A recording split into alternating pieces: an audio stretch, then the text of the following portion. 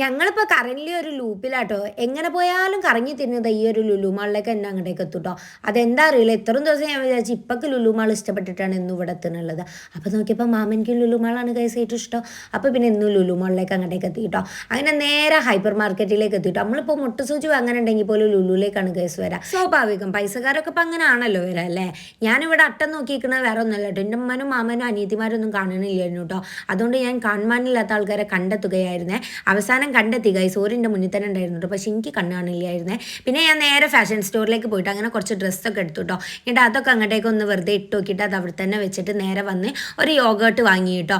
അങ്ങനെ പിന്നെ സാധനമൊക്കെ എടുത്തതിന് ശേഷം ഞാനിതൊന്ന് തമാശിക്കുകയായിരുന്നു കേട്ടോ. ജൂജിൻ്റെ മേലെ ഐസൊക്കെ ഇട്ടിട്ട് എനിക്ക് ഇങ്ങനത്തെ തമാശകളൊക്കെ ഭയങ്കര ഇഷ്ടമാട്ടോ. ഞാൻ ഭയങ്കര തമാശക്കാരിയാട്ടോ. എന്നിട്ട് ഞാൻ തന്നെ സ്വയം ഒറ്റയ്ക്ക് അങ്ങോട്ടേക്ക് ചിരിച്ചു കേട്ടോ. എന്നിട്ട് പിന്നെ അത് നേരെ ബില്ലൊക്കെ അടിച്ചിട്ട് ഇവർ ബില്ലടിച്ച് സാധനങ്ങളൊക്കെ എടുത്തേക്കുമ്പോഴത്തേനും ഞാനിവിടെ തൈര് തിന്നുന്ന തിരക്കിലായിരുന്നു കേട്ടോ. അങ്ങനെ അതൊക്കെ തിന്നതിന് ഞങ്ങൾ നേരെ വീട്ടിൽ പോയി.